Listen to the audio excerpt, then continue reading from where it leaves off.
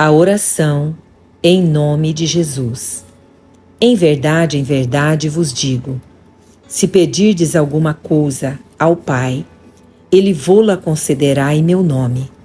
Até agora, nada tendes pedido em meu nome. Pedi e recebereis, para que a vossa alegria seja completa. João 16, 23. A fim de que tudo quanto pedirdes ao Pai em meu nome, Ele vô-lo conceda. João 15, 16. Quando o Senhor começa as suas palavras com em verdade, Ele sempre expressa uma verdade da salvação. Por exemplo, em verdade te digo, que se alguém não nascer de novo, não pode ver o reino de Deus. João 3, 3. A Pedro ele disse, em verdade te digo, que quando eras mais moço, tu te cingias a ti mesmo e andavas por onde querias. Quando, porém, fores velho, estenderás as tuas mãos e outro te cingirá e te levará para onde não queres. João 21, 18. Agora, o Senhor diz aqui uma outra verdade da salvação, ou seja, quando nós aproximamos do Pai, nunca devemos esquecer de pedir em nome de Jesus. É mais fácil dizer, agora pedimos em nome de Jesus e Deus vai ouvir-nos. Mas pensemos, uma vez no que significa orar em nome de Jesus. Se eu peço ao Pai em nome de Jesus, isso nada mais significa do que a minha concordância com o seu comportamento, o seu caminho, o seu ser, o seu objetivo e os seus anseios. Isto é extremamente importante. Como queremos, como devemos comportar-nos? Assim como andou o Senhor Jesus. Aquele que diz que permanece nele, esse deve andar assim como ele andou. 1 João 2, 6. Seu andar era a expressão da sua fé. Ele firmava-se naquele que não via, como se o visse. Por isso o Senhor permanecia sempre tranquilo e podia orar na fé. Mas não trata-se somente do mesmo andar, mas também do mesmo caminho. Quem ora em nome de Jesus, esse é hipócrita, se não o diz a verdade diante de Deus. Se não está disposto a seguir exatamente o mesmo caminho que Jesus seguiu. Em Apocalipse 14, 4, lemos: são eles os seguidores do Cordeiro por onde quer que vá. Seguir o mesmo caminho, isso é ainda mais concreto. Como é esse caminho? O caminho é apertado, a porta é estreita, isto é, no caminho estreito, após Jesus, são grandes as possibilidades de se desviar. Pois é fácil desviar-se de um caminho estreito, mas o Cordeiro vai adiante. Não seguimos o caminho estreito, mas o Cordeiro, por onde quer que ele vá. Esse caminho no qual o Cordeiro vai adiante é um caminho que foi preparado pela sua morte, e ele estava, portanto, sempre pela morte. Mas conforme Hebreus 10, 19, leva também ao santuário interior. Tendo, pois, irmãos, intrepidez para entrar no Santo dos Santos pelo sangue de Jesus. Principalmente na oração, mostra-se até que ponto já seguimos o mesmo caminho. A unidade interior com o Cordeiro faz-nos avançar no caminho. Isso se percebe imediatamente quando alguém ora. Na medida em que seguimos o mesmo caminho que Jesus, somos capazes também de orar e de entrar no Santo dos Santos.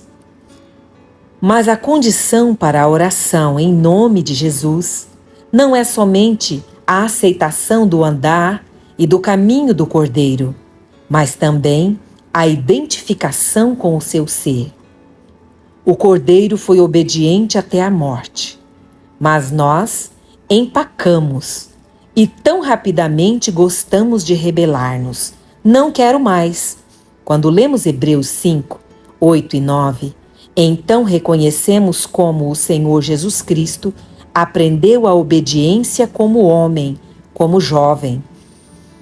Embora sendo filho, aprendeu a obediência pelas coisas que sofreu e, tendo sido aperfeiçoado, tornou-se o autor da salvação eterna para todos os que lhe obedecem.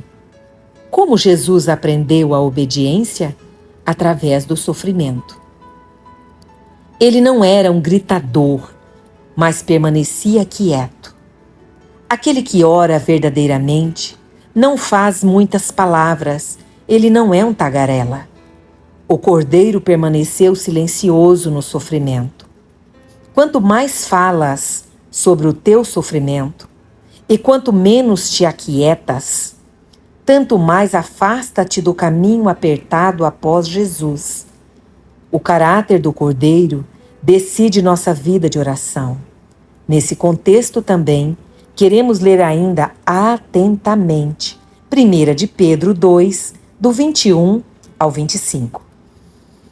Porquanto, para isto mesmo fostes chamados, pois que também Cristo sofreu em nosso lugar, deixando-vos exemplo para seguirdes os seus passos, o qual não cometeu pecado, nem dolo algum se achou em sua boca, pois ele, quando ultrajado, não revidava com ultraje. Quando maltratado, não fazia ameaças, mas entregava-se àquele que julga retamente, carregando ele mesmo em seu corpo, sobre o madeiro, os nossos pecados, para que nós, mortos para o pecado, vivamos para a justiça. Por suas chagas fostes sarados, porque estáveis desgarrados como ovelhas, porém agora vos converteste ao pastor e bispo das vossas almas. O caminho após o Cordeiro é um caminho preparado, mas trata-se de um caminho de humildade. Humildade não era uma virtude do Senhor Jesus, mas uma característica básica do seu ser.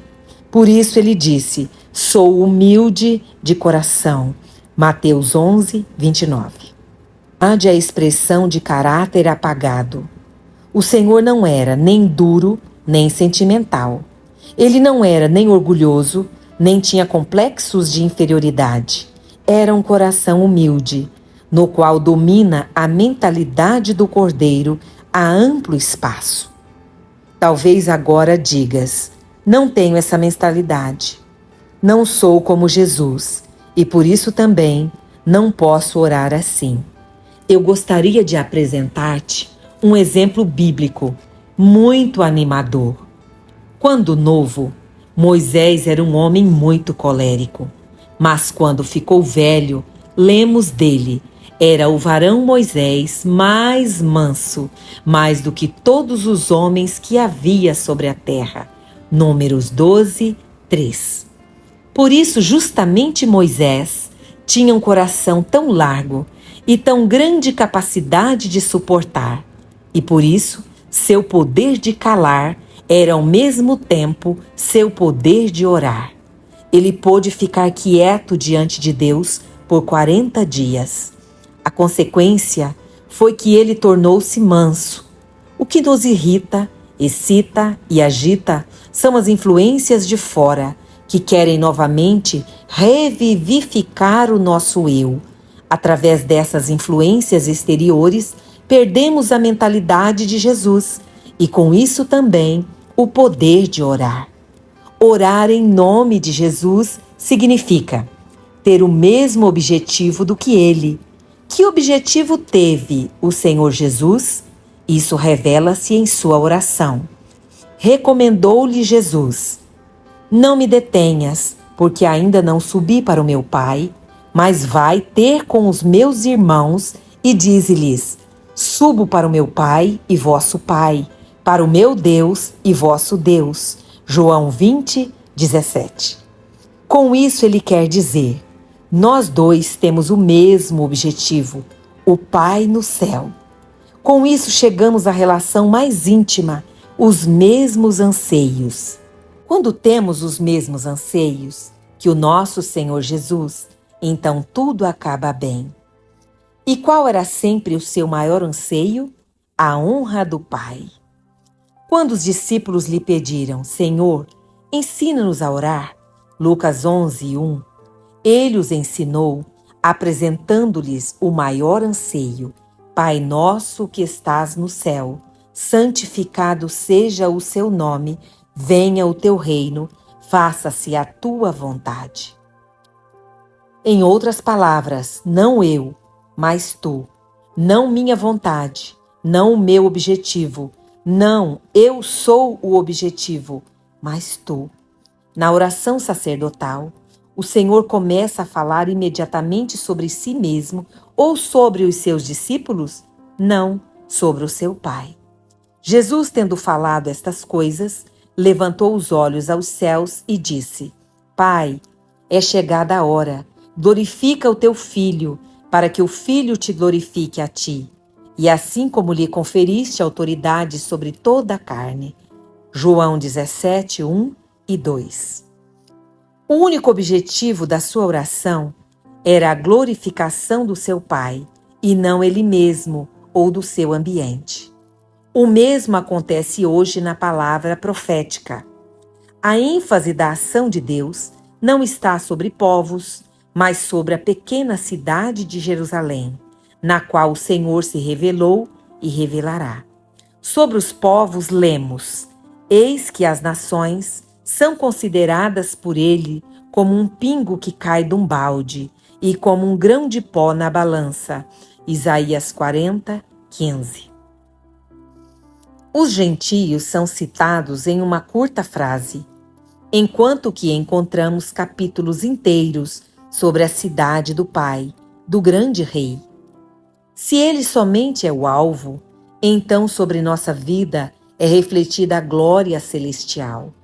Foi o que Jesus nos revelou.